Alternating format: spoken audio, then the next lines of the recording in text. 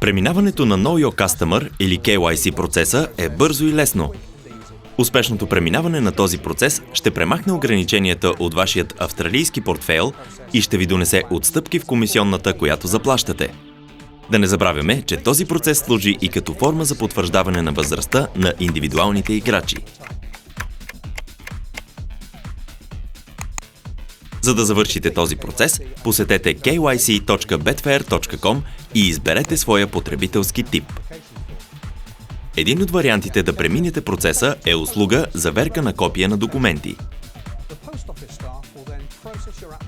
За да използвате този метод, просто трябва да сканирате или да направите снимка на необходимите документи и след това да ги изпратите в Betfair. Можете да изпратите тези документи чрез факс, електронната поща, обикновената поща или да използвате сигурната система за прикачване на документи, намираща се в секцията лични данни на вашата сметка.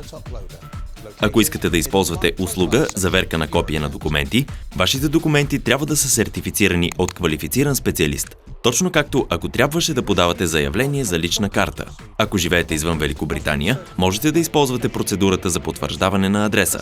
За да направите това, Betfair ще ви изпрати писмо, съдържащо уникален код и след това ще трябва да го върнете с документ за идентификация, съдържащ ваша снимка и документ за потвърждаване на възрастта, паспорт или лична карта. Моля, проверете внимателно дали въведената от вас информация е вярна, преди да изпратите KYC документите си.